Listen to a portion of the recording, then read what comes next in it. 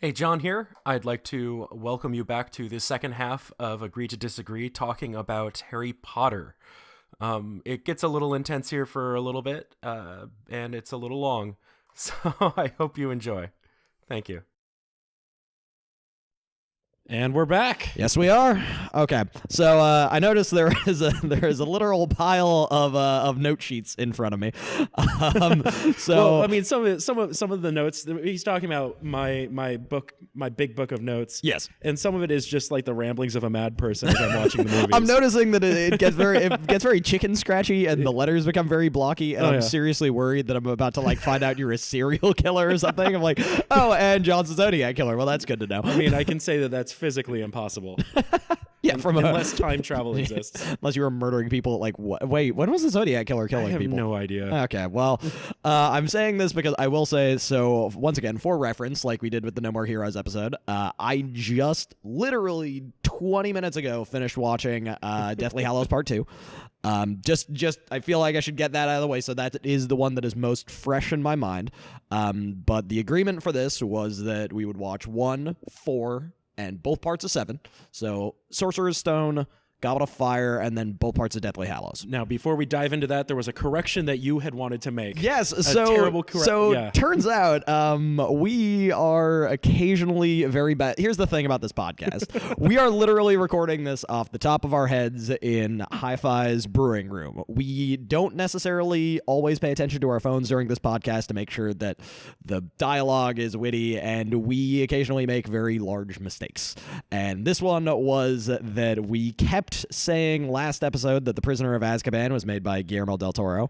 It was actually made by Alfonso Cuarón, and that's a pretty big error on our part, but I don't think that changes a huge amount of our points with Azkaban when we were talking about it. I don't think so at all. But that is just a note that we should probably mention. No, but that also opens the door for what would that movie have been like if it was directed by Guillermo del Toro. God, can you imagine what the Dementor dreams would have looked like? That show would have been nightmarish. Admittedly, I would have loved that. Are you kidding me? That would have been horrifying. Movie would be R in an instant. Can you imagine attempting to justify that to children? Honey, why is this movie... Daddy, why is this movie R? Because it was directed by Guillermo del Toro, honey. All right, so after marathoning through all the movies, you just finished. I finished a couple days ago, but I did watch all 4 movies basically in one sitting. That's a pretty big undertaking. Those are long. I had a single day off of work, and I was like, you know what? Christmas just happened. I got this awesome microwave popcorn popper thing for Christmas. That's pretty solid. And I'm just going to sit down and watch some HP. There you go. Can I just say in advance, and that was a point I made earlier, these movies are so long. I admittedly, I think my attention span has completely deteriorated since I was a kid. Those movies are 2.5 hours a piece. Yes. I was astonished when I found that out. I don't know how 9-year-old me was like, yeah, we're gonna sit through this like the 150-minute movie, whatever. Because 9-year-old you was transported to a world of fantasy and whimsy. All right, at least for the first one. I suppose we should kind of dig into this. So right, let's jump in. why don't we do movie by movie comments, and then we'll do whole series. Okay, so we're gonna talk about whole series at the end. All right, that's fine. First, let's go movie by movie. Chris Columbus. It is a good for Chris Columbus movie. I can't believe I'm saying this. I think I personally enjoyed this one more than the others. Why so? Part of me, I think, loves the idea of having... All right. So the idea of the first one, I think, is what mainly gets across the whole concept of the whole secret world idea of the entire series. It is a transportation of a 11-year-old at the beginning of the series into this new mystical world of wonder and fantasy and all that nonsense. And it fits with the tone of the fairy tale aspects fit with the tone of the film.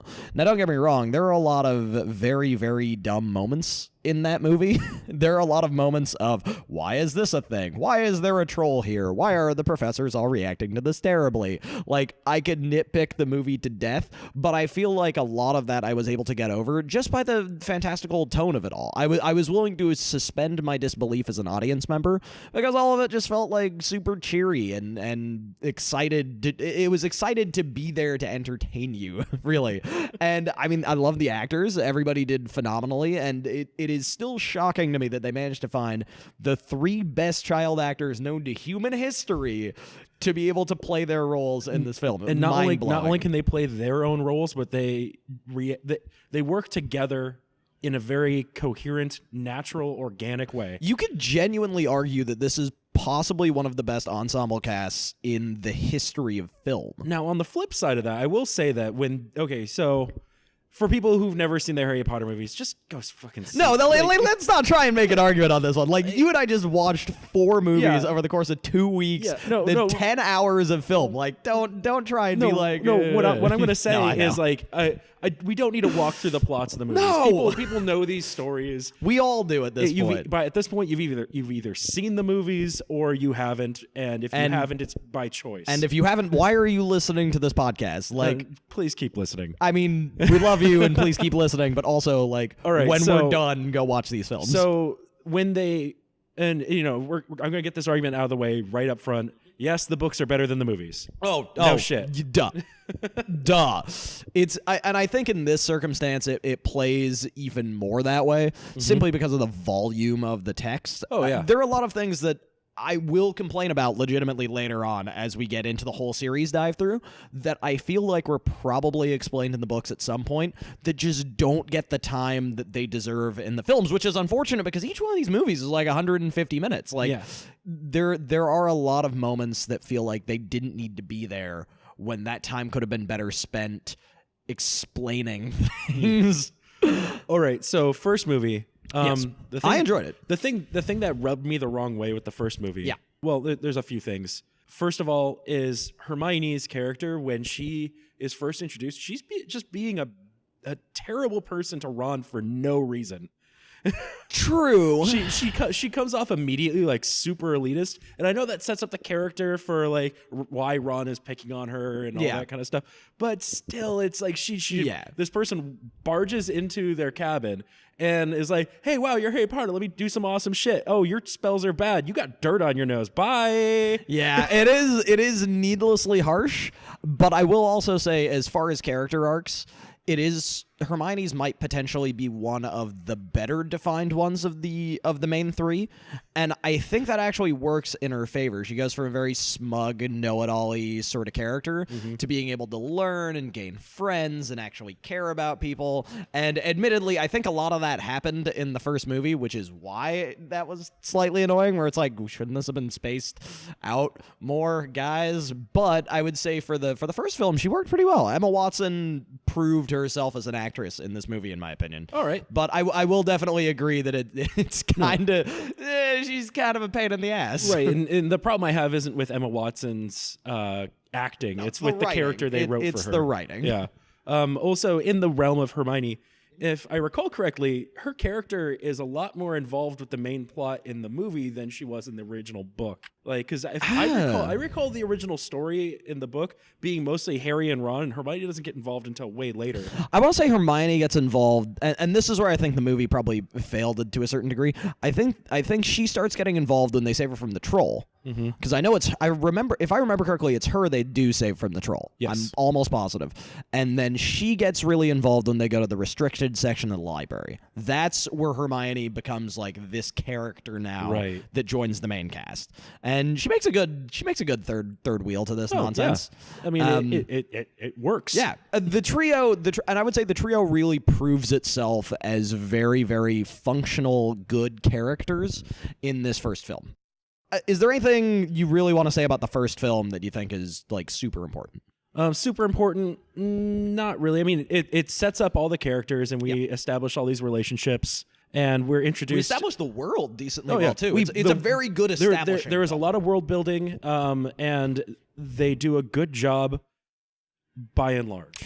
The Dursleys are the fucking worst. Yes. And I will So this is why I say the movie works very fairy tale like. They're the kind of evil stepmother, step family figures that work in a fairy tale and in no sense of a real world context. They are the most evil people for the sake of evilness because we hate you for evil reasons. It's utter nonsense. Yes. But and that's why I think I like this movie a little bit more in a fairy tale sense, where it works for the film. It's going fairy tale and fantastical and evil step family for reasons. And I'm willing to deal with that. I think that's why I get angry about it later on. But for right now, I'm okay with the Dursleys. I'm okay with them as characters. Yes, they're good. What's the word? Cipher for Harry Potter. Yeah, I think cipher is the term. There was a point I was going to make. Hang on a second. Oh, I'll come back to you.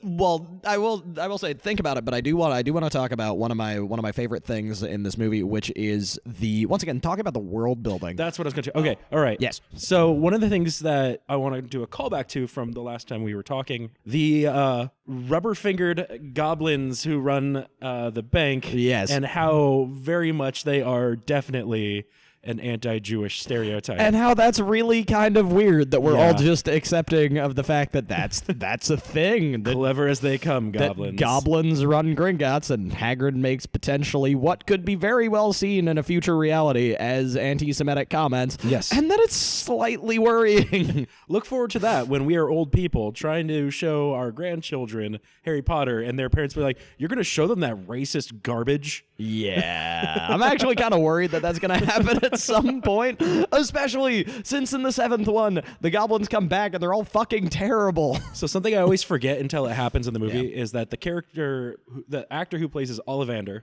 the wand maker, John Hurt. He also is the storyteller from the old Jim Henson series. And every time I see that, it's like, oh, he was the storyteller. See, keep going. I get carried away. Valid. I by and large, the last thing I say about this movie is it's just a decent movie. It's a decent family kids movie. I liked it more in that regard, and I will say I do disagree with you. I think it's because the setup is so phenomenal in the first one that I can see how people were so entranced by this concept. It's a very good movie at dragging you further into this world. Now, whether the rest of those movies succeeded, I mean, we'll be talking about this for the rest of the episode, but I would say the first one thoroughly succeeds at being an introduction to the world of witches and wizards that this place sets up. Also, random comment about Ollivander, John Hurt was also Aragorn at some point. So there's your Lord of the Rings connection. He was Aragorn in an animated version of it. And imagine that man's voice behind Aragorn. It's kind of amazing. So as a side note, do you think that the friendship between Ron and Harry is cemented when Ron realizes that not only is Harry Potter the boy who lived, but he's fucking loaded?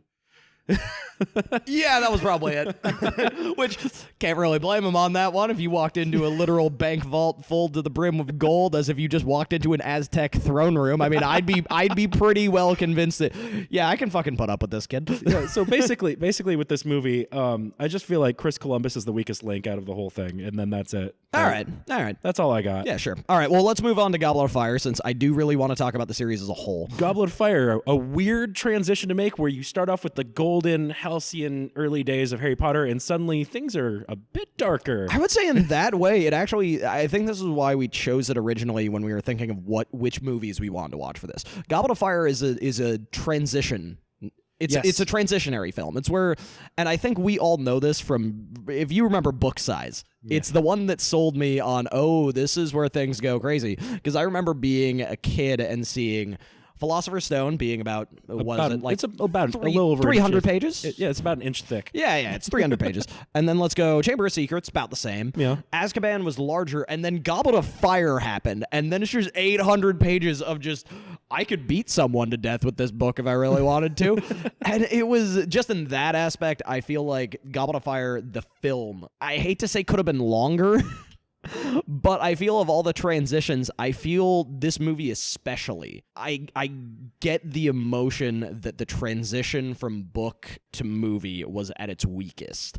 Because I feel like there's so much that could have been left on the cutting room floor. I feel like this movie is where the explanations start lacking the most. I feel like they did a good job transitioning the book into a movie. They made some changes, about who's who and characters and things like that that ended up working just fine for the movie. The thing that struck me immediately when the movie starts is that like you get the Warner Brothers logo and there's some vignetting around the screen. Yeah. And then immediately the very first thing you see is skulls and snakes and graves, and then an old person dies.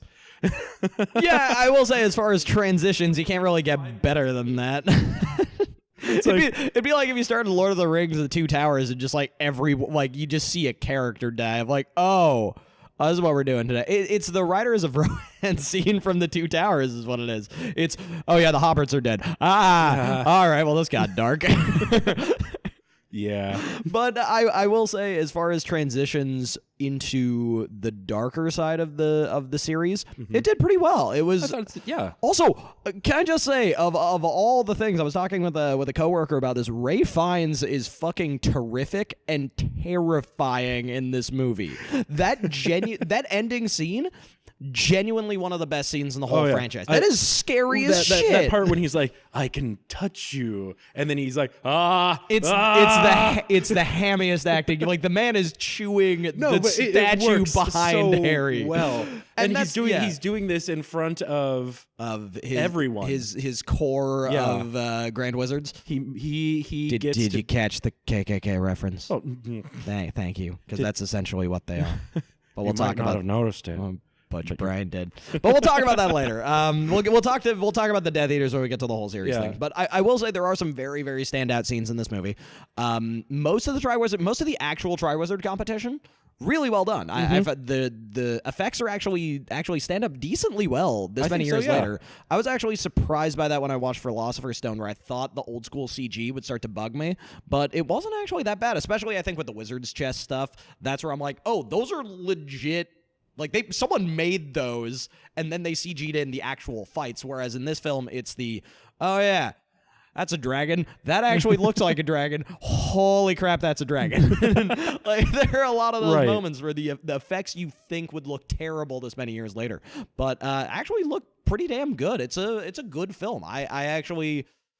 We'll get to the nitpicks afterwards and some of my really frustrating problems, but one thing that did bug me. So if I remember correctly, in the books, Victor Crumb is supposedly, I want to say, like the equivalent of a super senior. Yeah. At it was sort of Nordic like a thing school. where it was sort of thing they intentionally held him back so he could continue playing for the Bulgarian team or some nonsense like that. Like, there's an explanation, and I feel it's there. Are we not going to talk about the 19-year-old dating the 15-year-old and the fact that Ron makes assumptions about a physical relationship and how weird that is? Well, okay, I just want to talk about Ron in that movie in general. Ron is... Oh, I'm sorry. You mean the character who is essentially just walking jealousy, and that's all he is, like, for the rest of the series? Your best friends have done nothing to antagonize you. Mm-mm. You are just did Ron just hit puberty or something like that? And admittedly, I think that's probably the gag. I guess he's supposed to be like, well, 15. 15's a little. He's a late bloomer. Okay, but here's the thing. I can at least accept the justification of he's 15, or I will even accept up to 17, and he just doesn't know how to control his emotions, and he accidentally ruins his friends' lives. We'll get to why that starts to bug me later on when the stakes start getting increased, but for now, fine. It just comes across as needlessly dickish. I'm more worried about the potential statutory stuff that's happening. Because I guess my brain is thinking about that now, because being an adult, I can't look back at this series and be like, no, that's acceptable. Like, young me was I didn't even think about that when I was watching it. Yeah, I know, but young me was like... It's fine. But older me, now that I'm watching it again, I'm like, that, And this isn't just because I watched, the CinemaSins episode and they pointed out, too. I was watching it wait a minute. Okay, that just clicked. Isn't he supposed to be 19? I remember stuff about a super senior. That's weird. Oh, that's weird. Does the Wizarding World not have those laws? Now I'm wondering about the laws that the Wizarding World doesn't have. But no, they're just... And here's the thing. I will accept a certain amount of authorial leeway. I'm willing to give J.K. Rowling some level of credit. I assume that is not her intention, and I assume that is just a moment of bad writing that she didn't really think about, and then I'm the one who's overthinking it now.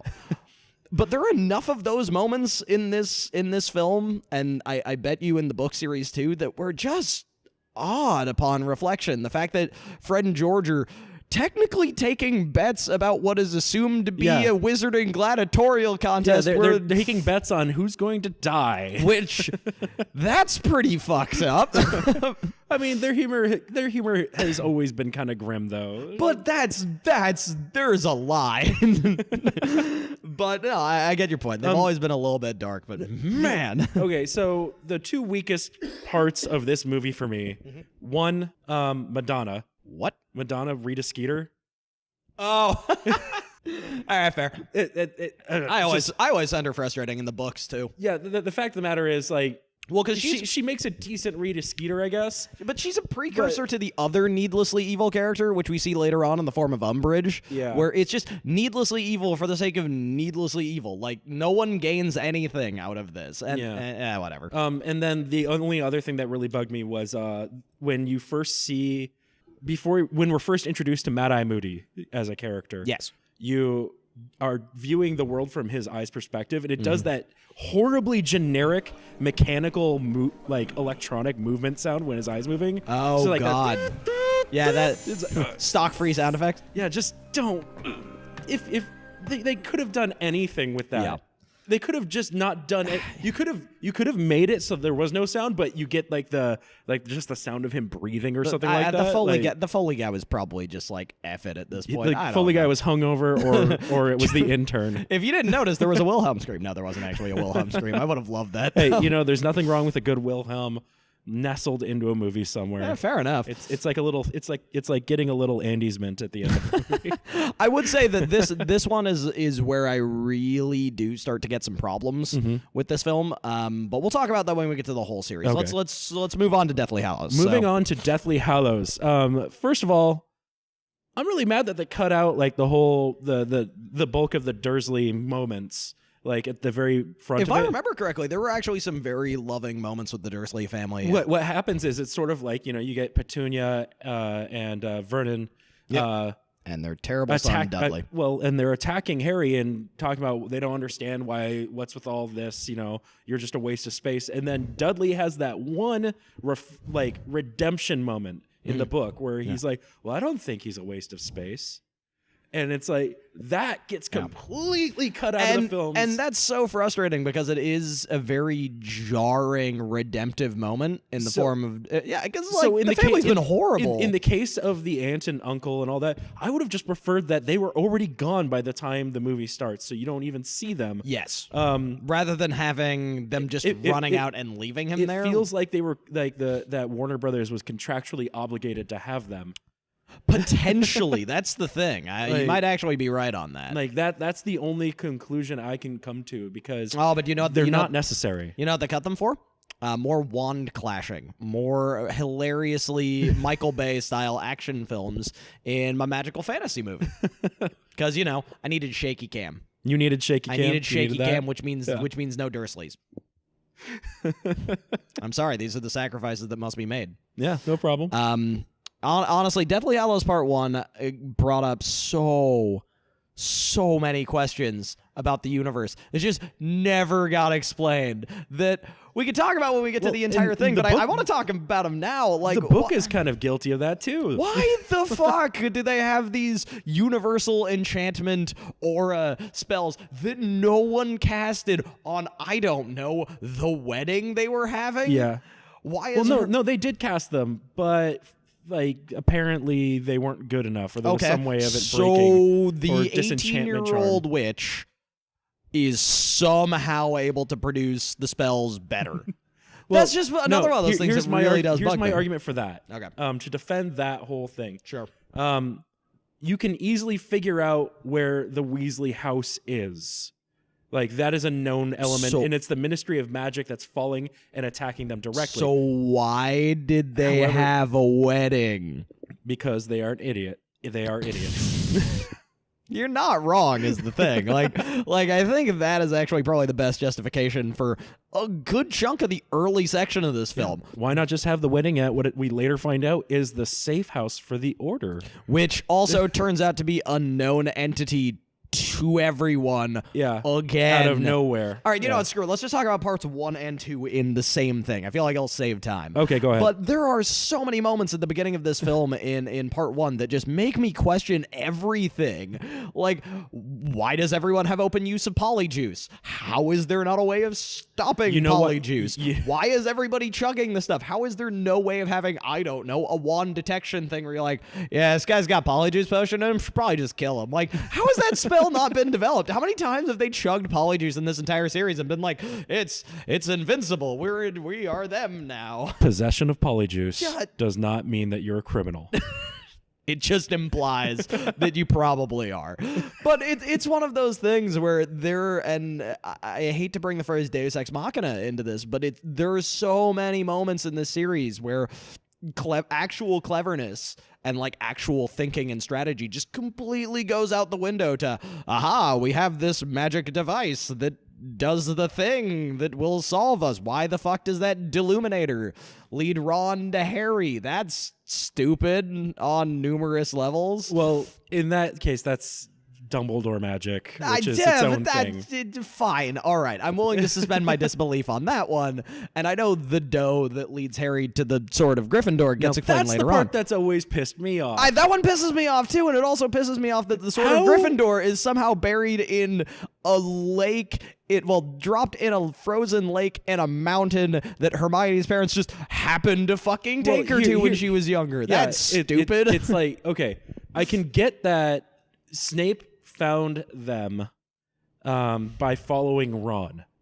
I can get that. That's acceptable. But to assume that Harry is going to find Ron, and so it's like, just in case, I'm going to hide the sword of Godric Gryffindor under a fucking lake. That is, I get it. Snape is supposed to be like I was the hero the whole time. And I actually like that. No, conceptually, I like that. That's a fine reveal. The problem is that his reveal also implies a level of planning that is ludicrous for a man who is probably receiving daily Death Eater trial by fire moments because Madman runs the crazy house. So Voldemort openly just murders people who he think might piss him off. Are you telling me Severus Snape didn't have to go through a daily, we're gonna go through a loyalty test. You need to murder this person. You tell me Snape can somehow hide himself through all of this? Yeah, when Snape walks into the Malfoy household and it's like, I was beginning to worry you lost your way. And it's like, you missed it. We just finished the minutes. That was pretty funny. Business. That was pretty funny. That was actually kind of entertaining. I will say also, there are so many moments in this film that feel like the painful wrapping up of concepts that they were just trying to get rid of. It feels like everybody trying to tie up all the loose ends, and then all the loose ends end up getting tied up through the worst Deus Ex Machina explanations of, fuck it, we have the sword now. Fuck it, we found the diadem. Why was in the room a requirement? Why? Why was that there? What, you required it and then it was there? That's stupid. And I got a note about that. Hermione calls out sloppy storytelling. Yeah, the it's complicated line. Yeah, she's just like, why? How did you get this? What's going? None of this makes any sense. And it's like, no, it really doesn't. No, it really doesn't. And here's the thing: like, you and I watched 2 of these movies. You and I grew up with these stories, and you and I both can't forgive how bad this movie gets about that. Like, there are so many moments of, why is that there? No, hang on. You can't hand wave this. Why is that there? That's not an explanation. The biggest problem I have with this movie, well, specifically the last, as we're treating the last 2 like one movie. Yeah. 7 parts 1 and 2. Which I think is fair. It's like treating Kill Bill as one film. Yeah, that's fair. It should be a nice wrap up, send off, final battle, all this climactic, which it did do that. It did a lot of that. But then they kept introducing things that they never had in any of the movies or that they covered in the books but didn't cover in the movies. Why is the Deathly Hallows even a thing? Yeah, well, why could we not have done it Harry Potter and the Hunt for the Horcruxes? It even has 4 H's in it, for God's sakes. It didn't even take that long. It's that kind of thing where I get Harry Potter and the Great Horcrux Caper. I'm actually completely fine with that.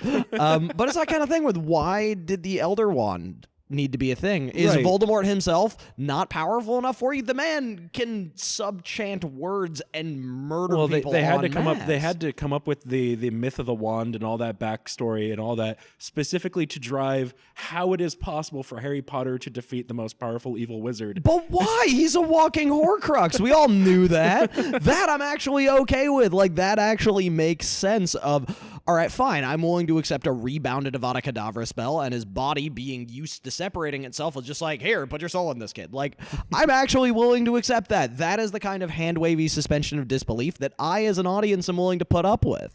That makes more sense. Like, that works. I'm not willing to accept suddenly there's this wand made out of an elder tree that can end the entire planet, apparently, and a stone that can bring people back from that. Why was none of any of this ever mentioned? And here's my thing. If the tales of Beetle the Bard were brought up, I don't know, in Prisoner of Azkaban, or woven into the story better, rather than just being, we need an end game, introduce 3 items that'll change the entire fate of the world. Well, it seems so, and I hate to use the term video gamey, but it seems video gamey. Like, we already have this ultimate villain. Well, how do we ratchet them up further? Well, it's not just video gaming. It's bad video gaming. It's bad. Exactly. It's just bad storytelling, man. It's the now face my true form bullshit in every RPG. I guarantee you that the Deathly Hallows was an idea that R.L. Stein, that Rowling came George up with. R.R. Martin came up with. Oh, no, J.R.R. Tolkien. My bad. No, J.K. Rowling. I'm pretty sure she probably came up with them. She probably earlier. came up. I feel like she probably didn't come up with those until like the 4th book or 5th book or something like that. But like, I'm willing to accept that. Imagine if the Goblet of Fire had the Deathly Hallows symbol carved into that, and Harry's like, well, that's a giant Goblet of Fire. But what's that symbol, Ron? He's like, oh, well, it's the story of the Deathly Hallows. Oh, right, I forgot you didn't grow up as a wizard. You probably didn't hear about it. Let me tell you about this story. And it's the kind of thing that's irrelevant to the moment. Right. But you also pique curiosity of, wait, why did she include that in this? Right. That's kind of interesting. Maybe we'll hear about it later. But that's good storytelling. It's good storytelling. It's the idea and they did not do that. It's the idea of weaving, and admittedly, that's on. Okay, let's just go into the full thing. It's all right. It's on why I find before we jump into the full overarching. Let's address some last moments in Deathly Hallows. No, that's not what I'm going to ask you. Okay. I want to know just overall. I want to know how you feel about the individual movies by themselves. Okay. Like, are they worth watching? That's such a frustrating question. Sorry. But no. I'll do my best to answer it. So I would say the series as a whole is a redeemable set of interesting ideas, very well acted, very well staged, very well shot, and very poorly written. It is a wonderful set of amazing actors: Alan Rickman, John Hurt, Maggie Smith, who played Professor McGonagall, the three of the current best 20-year-olds in the business, in the form of Rupert Gint, Emma Watson, and Daniel Radcliffe. Like, it's one of the best casts of all time. Right. The writing is below par. It's a 4 out of 10. Yeah. And that's why it's so. The thing is, I don't hate it. I'm willing to give it a 5.5 because 4 out of 10 makes you think that it's like not even a coherent 3-act structure.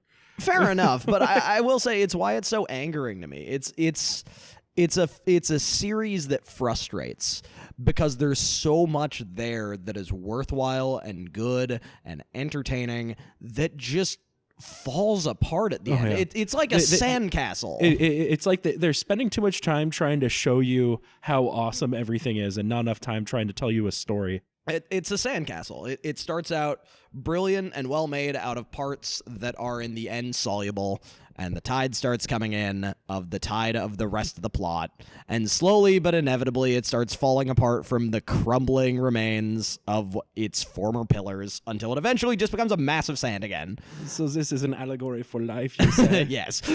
No, but seriously, like the structure reminds me of a sandcastle where things start off well constructed and well plotted. Mm-hmm. The problem is that the inherent flaws are there and no one recognized them in the structuring. And then as the plot started coming in of the actual plot of the Voldemort plotline, you began to see the cracks further and further and watch as ramparts started falling apart, and eventually your wall just became a blob, and then the whole thing fell in on itself. Yeah, no, I'm actually not going to argue with that. Yeah. That's perfectly fine. It's a fine series. It's a lovely series when you're 9 and when you don't have an education in literature or when you don't choose to seek out anything else. It's a fine enough series. It's just there are so many fundamental errors in plotting, in narrative, in structure, in universe building that I can't see beyond those. It's good.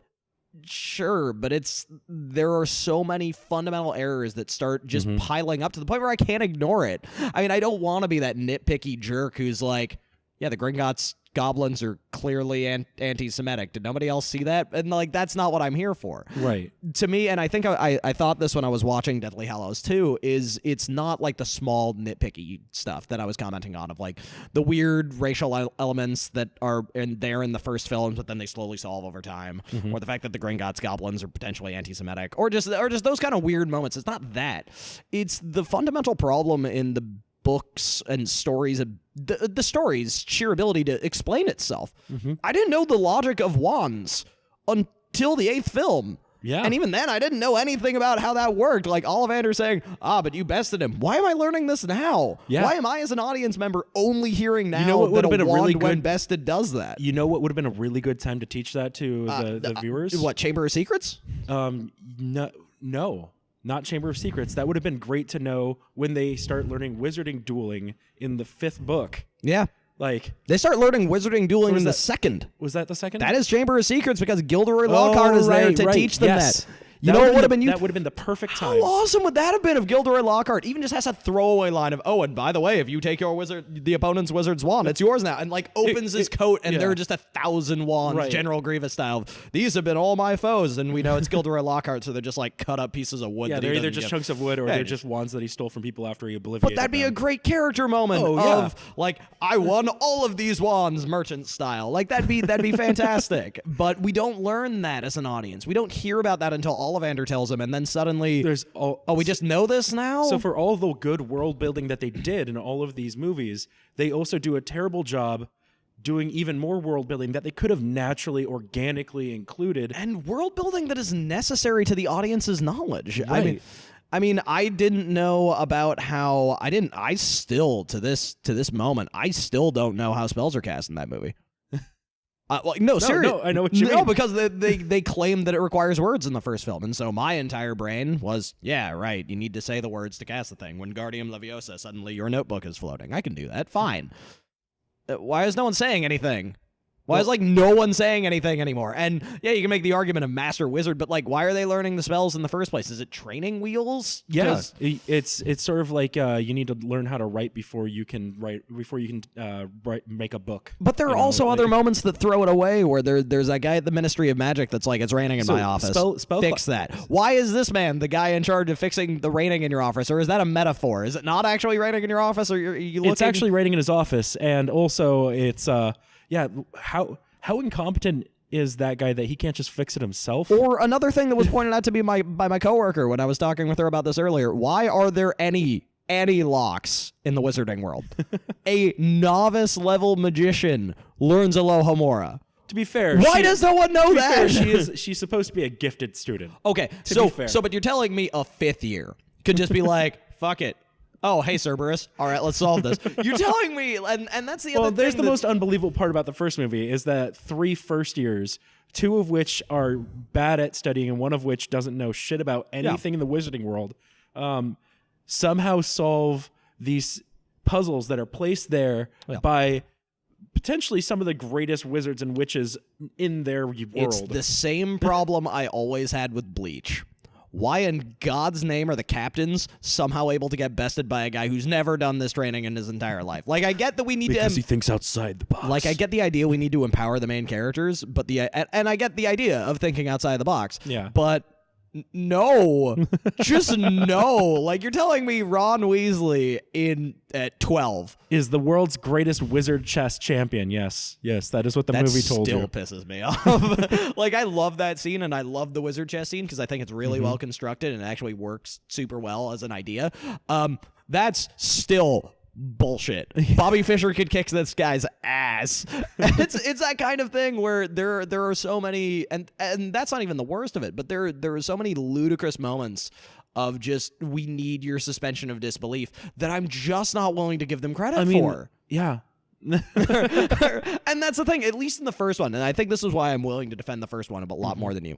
In the first one, I'm willing to accept a certain amount of ludicrous suspension of disbelief because it's a fairy tale movie. Yeah. Like fine, whatever. But then later on, as you try to build more credence, as they move away from all of the characters wearing these like robe-like things and looking like wizards and witches, and then into wearing sharp pinstripe suits all the time, or when you're trying to make ground it in more of a real world kind of scenario. And I think that's where the series falls apart. And I think that's the one thing that really does the closer you bring it to reality, the less sense everything makes. Exactly. And I think you begin to see those flaws with the Goblet of Fire, where it's, what's a port key? Why can't anything be a port key? That boot's a port key? Why is it out in the middle of this plane? What if a squirrel jumped on that port key? Yeah, is that squirrel just fucking dead now? Now your port key is gone. And you're not going to the Wizarding World Cup. And that squirrel is fucking confused. Or, better yet, what if I, being an asshole in Slytherin, because admittedly, when I did take the time to do the Pottermore quiz, Slytherin or Gryffindor, it was up to me, and I actually went Gryffindor, because occasionally I'm a good person. But seriously, it ended up I think 50% Slytherin, 60 Gryffindor, so it's up in the air. But if I was a dick from Slytherin, if I was a member of Malfoy's gang, just suppose. You're a Crabbe or a Doyle, yeah. Yeah, Goyle. Oh, sorry. Yeah. If I was Crabbe or Goyle, and I decided, hey, man, I learned this spell to make port keys out of shit. Let's turn the doorknob of the Gryffindor house into a port key that'll teleport them into that crazy Chamber of Secrets thing that has the giant basilisk in it. Isn't that thing dead? Fuck you, Crabbe. We're still doing it. How amazing would that be? I learned... What do you have to do to enchant a port key? Why is that never told to me as an audience member? Because that's bullshit. Yeah. It's that kind of thing. And they Chekhov's gun that kind of shit, and it's no, this is a thing that should have been introduced before and then become relevant later. And I do get the idea of Harry being introduced to more and more concepts from the Wizarding World. I actually really like that, especially as an outsider. I like the idea that he didn't grow up in this world and therefore doesn't understand as much. I'm fine with that. No, that's fine. The idea of a fish out of he's the fish out of water. He's the person that makes it. Grounds the viewer. Plinkett talks about this all the time when he's talking about when he's talking about the Phantom Menace, where you need that fish out of water main character to explain a fantastical world that doesn't make any sense. Storytelling 101. It's the general idea, and you need to do that, especially with a fantasy world. Yeah. And it works with Potter, but there are so many moments that this is just so much more convenient and better. Why was this never used before? Why is everybody using brooms? Why would anyone use a broom? I can snap my fingers and apparate. I don't even need to say the words in Deathly Hallows Part 1. I don't even need to do anything. I just need to grab my friend's hands and boom, gone. Why is that not the basic spell? Why is that not taught? Why is that not a thing? It's like forcing your citizens and forcing your students to make a baked potato battery and then have that power like a lamp in their home before they upgrade to actual power. Why would that be a thing? It's momentously inefficient and doesn't teach them fucking anything. Wait, batteries exist? Why was I never told this? I could have been eating potatoes. Not using them as batteries. But it's the kind of ludicrous storytelling logic that only makes sense in the head of a writer who admittedly probably spent a lot of her mind space on this. And that's the kind of thing where I think that's the one major flaw where you run into this with people like Rowling and Lucas, who have spent so much time in their world that it makes sense to them. But nobody has the balls to say that makes no fucking sense. So, yeah.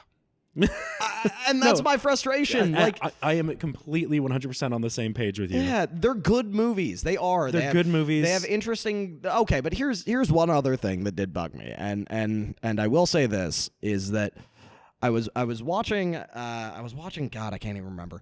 But one thing that got pointed out, and I did start to ruminate on, and I think I've come to the conclusion. What is? I want you to answer me this. We're gonna do this Harry S. Plinkett style, and I'm just like how he said. Stop buzz marketing.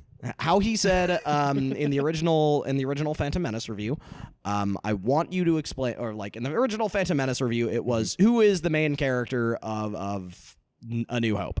Or like, explain to me this character without telling me their job or their gender or this. You want to do this right now? I want to do this right now. Okay. Who is Ron Weasley? Ron Weasley is a poor kid.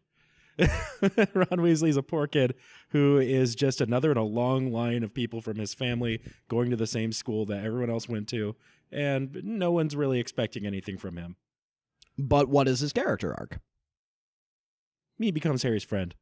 Well, but I will at least that's basically. But I will at least make the argument for Ron that like there was never much expected of him. He was the most recent in the long line. I mean, they even make mention of it in the Deathly Hallows that like his mom wanted a daughter. I mean, he grows to become which also they don't mention at all. Which would have been great character motivation in like number 4.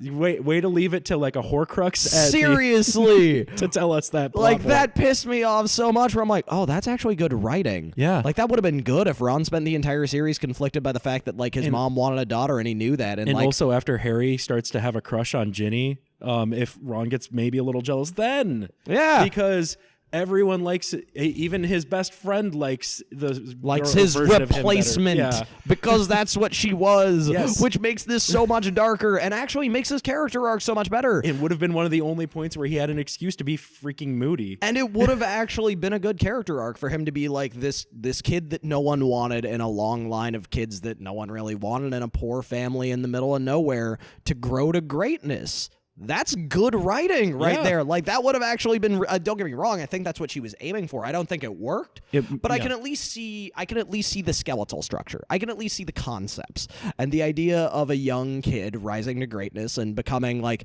this great wizard who helped defeat the ultimate evil. Like that's kind of cool, and I like that. All right. So next up, who is Hermione Granger?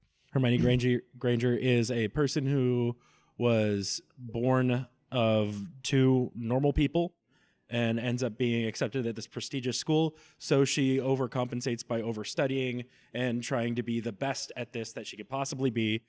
But she also does that at the expense of social skills. Yes. So what is her arc then? Her arc is that she goes from just being a bookworm to being more self-confident and more of a normal person, I guess. I guess growing into someone who can see her faults and recognize them and become a person who recognizes the fact that the world of books and knowledge is not the only thing that matters. Friendship is. Well, but like not even like illegitimately. I mean, they actually say that. And but keep in mind, Hermione is also the one who always solves their damn problems, which, by the way, characters who don't get enough credit for literally fixing everything. Yeah. Hermione is top of the list outside of, I don't know, Han Solo. And, okay, so this is where I'm going to be the jerk. Who is Harry? Harry Potter is the main character. No, okay. Harry Potter Harry Potter is supposed to be you. That's who Harry Potter is. Harry Potter is the kid who thinks he has like the worst luck, the worst life in the freaking world, and then one day he finds out that he's basically some sort of not just a magical person, but that he's a magical person. He's going away from his normal life, like completely to a separate place, and also he's some sort of demigod. So what is his arc? His arc is... See, this is where I'm the jerk from the Plinkett video. Yeah. No. He drives the story. That's about it. Now, you see my problem. And I think that's when I pinpointed it, when I was thinking about that, and I legitimately could not come up with it. Because it's he has a character? He's a Mary Sue character who just happens to stick around and solve everyone else's problems. And even he doesn't do that well. Hermione solves most everyone's problems. Yeah. But it's my one core frustration with the series, and I think revisiting it managed to solve that for me, because I can get only so aggressive about. Yeah, I guess his whole his character arc is just constantly trying to survive while people randomly try to kill him. Exactly, and I can only get so mad about like the cultural stuff and the more surface level stuff that I was complaining about before, which admittedly makes for good listening, but isn't really, I think, the core of the issue. Also, let's take a moment. Another thing I want to nitpick on, and then we're gonna wrap this up. Yeah, the Tri-Wizard tournament. Yes. Harry is now being forced to participate in the Triwizard Tournament because it's a magically binding contract. What is that contract, sir? We don't know. No. No, we don't. Why couldn't he have been, yes, the goblet picked him. He'll show up. He'll suit up. He's not going to go on the field. Yeah. He's too young. Yeah. You have already said that it's too young. So why are you making him compete? So what, is the cup gonna kill him? Is the cup like some giant? Because I would the cup is like, I don't think he was trying hard enough. I will accept eldritch entity of like, yes, the cup is an ancient magical artifact, and we do this because we need to sacrifice our young to it to continue its existence, which is dark as hell. But at least that provides an explanation for why. It's not like they did that binding contract that Snape did with Beatrix, which is also bullshit, because how does that work? Does the magic in your blood suddenly just know to backfire? Hey, that could be a whole curse thing, and I'm willing to believe that. See, I'll accept the hand wavy, fine. Yeah. But what? Why does the cup not just like, what, does the cup need to be filled with the blood? Oh God, is that why this happens? The cup craves them. Seriously, but at least then there would be an explanation, because otherwise there's nothing. Absolutely nothing. All right, one last thing. Yes. The epilogue to the whole series, completely unnecessary. I kind of liked it though. I hate that. Okay, let's go. I didn't mind it in the book. In the book, it's fine. Okay. In the movie, it's like you got these 20-somethings in old people makeup. Yep. And they all had kids at the same time. You got the Malfoy there with his wife, who was played by an actress that you don't really even get to know in the entire series of the movies. But in the actual books was Pansy. Right. And then, for some reason, Harry must have veto powers over Ginny because he gets to name one of their kids Albus Severus Potter. I actually would have been completely fine with Albus Fred Potter. Whatever. But Albus, she would probably get behind it. Severus, first of all, he only knew him as a dick. He might have redeemed himself, but he still did a lot of bad things or allowed bad things to happen. And the only reason he's redeemable, in any respect, the only reason his character is redeemed is that he happens to have an unrequited love for Harry Potter's mom. Other people would think that was creepy if she were still alive. You're nitpicking the same stuff that I would completely also for the record nitpick here. What is the initials Albus Severus Potter spell out? He's like oh come on. It says asp. Yeah. How did I never think about that? You're like, oh, does he have parcel tongue? I don't know, John. Does he have parcel tongue? I don't know. Does he have parcel tongue, John? Does he maybe have parcel tongue? Maybe he's gonna hang on that Chamber of Secrets a little bit. But that's maybe why he's complaining about the fact that he'll be in Slytherin. He just knows it. Oh my God, John! They made a new Dark Wizard. Can you imagine if that were the darkest timeline and like he actually ends up being Dark Wizard number 3 and just like murdering everybody because his name is terrible? Yeah, he's in the Chamber of Secrets and he's spelling out his name in the air. And he just understands. And then Salazar Slytherin is standing behind there. He's like, I was waiting for Harry Potter to be this dumb. Salazar, you were down here the whole time. It was me. Yeah, admittedly, I wouldn't put it past this series to be like, yes, I was this evil. Okay. That was just me. No, it was sidebar, but it was hilarious. No, yeah, fuck that. That does imply a lot of like weird misogynistic things about Harry that like no one ever really thinks about because Lerv. when you were talking about Salazar Slytherin, I imagine the giant face in the Chamber of Secrets. Oh God, it just animating like Legends of the Hidden Temple. There's like a what is it? Oh God, what was that terrible? The Ride to Hell, where it's just like the equivalent of like the like garbage bins. Okay. All right. No, but all right, let's get back on topic because I knew this was going to be our longest episode, and I am under the full idea that it was going to be. But to me, I found the epilogue kind of adorable in a way where I was like, I'm willing to, for the same reason I found the first one fine. Like, it's that same kind of fairy tale nonsense where I'm like, I'm willing to put up with this. It's better than the 4 hours of droning nonsense that I put up with before this. That was, by the way, one random thing that does seriously bug me that maybe you might have an explanation for, but something I would feel regretful not talking about. How do spells work in this series at fucking all? No, seriously. They just do. Are they machine guns? Do they shoot out machine gun pellets? Do they fire in a stream? Can you cause it to fire in a stream? If I say Avada Kedavra, does it hit you with like a pinprick, or do I blast you into next Tuesday? You want to know how spells with a work? giant beam of energy? Spells work with magic. But like that's not a justification.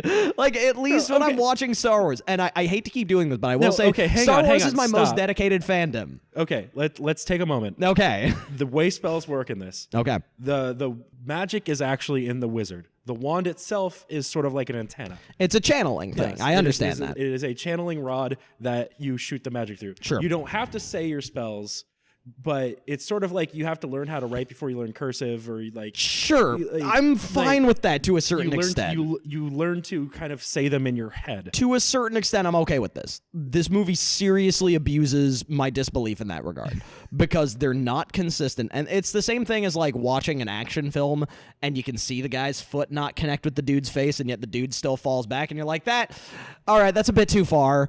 And that's kind of like where I'm at with this, where I'm like, nah, you didn't tell me that though, film. You have to tell me through the language of cinema. I understand what you're saying. It just doesn't bother me the way it bothers you. But the thing that does bother me, and this one I might, just like how I got the goblins to bug you, I might get to bug you. So say for example I'm casting Expelliarmus, which my original assumption was an instantaneous blip that appears on your hand unless you have a defensive spell on you to block it away.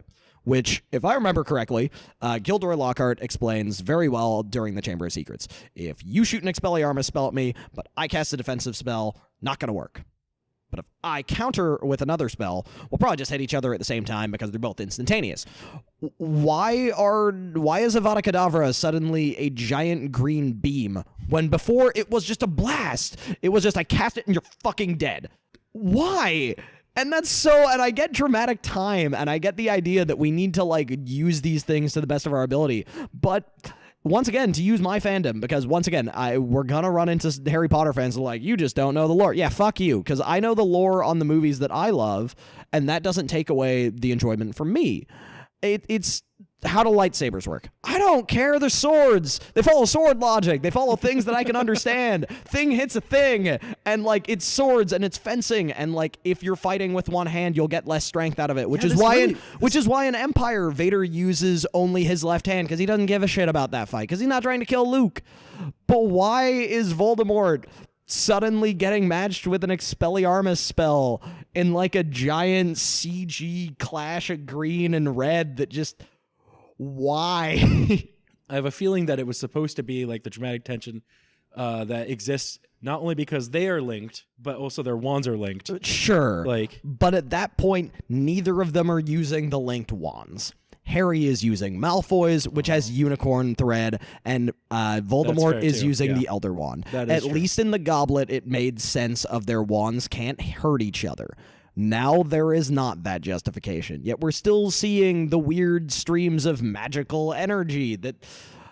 It seems to be that a big part of it is also like their individual determination.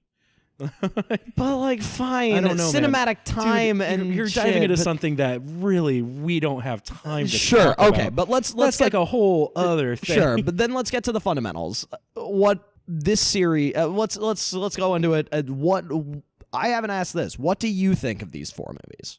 I'm okay with them. I had a good time. I enjoyed watching the first movie, which was lighthearted. It was a fun fantasy romp. Sure. The second one, things start to get a little darker, and then at the end, everything is terrible. And it's like an interesting gradation to watch them kind of go through this thing. As the world gets darker, everything becomes worse, and then you have the big finale. The second half of the last movie is just a giant, basic wizard war epic. To a certain extent, yeah. And I enjoyed that. I thought it was great. I have a lot of nitpicks about things. Of course. I'm also, they're not perfect. We spent an hour talking about them. Yeah. But all in all, I like them. I think they're fine. Okay.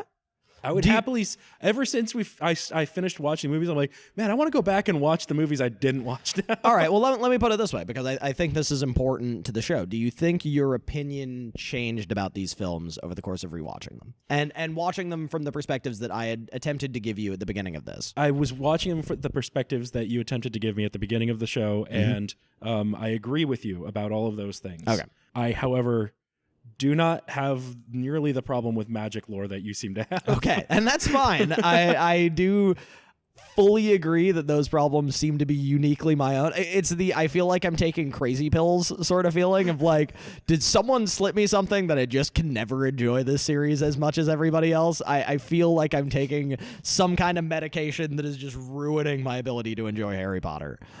So, okay. So you do agree with some of the criticisms that I leveled at the beginning. Do you agree with any of the stuff I'm mentioning now, or... I think we've agreed quite a bit throughout this entire episode. I would actually say, yeah. Most of our nitpicks do seem to be pretty similar. Yeah. How about you? How do you feel like... I would say looking at this now, I do, and looking at it the way that you had pointed out before, of looking at it a little bit less hands-on and a little bit less determined to like try and understand and make sense out of this shit. I think I failed in that regard to a certain degree. But I will say that I think I was able to level less at the movies than I thought I would, and able to look at it a little bit differently. I feel like I was able to forgive a lot more that would have drove me completely up a wall, and there's still stuff that does. I'm not saying there isn't. Like the logic of magic and wands is still pretty nonsense, but I was even able to kind of hand wave away the dough, and when I saw that, I'm like, oh yeah, this has got to be Jon messing with me, because in any other movie I'd be like, but all right, fine. But I feel like I was able to look at it a little bit, look at it a lot kinder than I would normally, and I was willing to accept certain faults. I mean, I still say the first movie is enjoyable, in that enjoyable kids movie that you watched a lot when you were younger, and it's just kind of like, it's like a cozy blanket of like, meh, whatever, I don't need to, whatever, it's nice, it's warm, screw it. And I think it's when the Goblet of Fire started turning things dark that I started noticing the cracks, and things started kind of falling apart.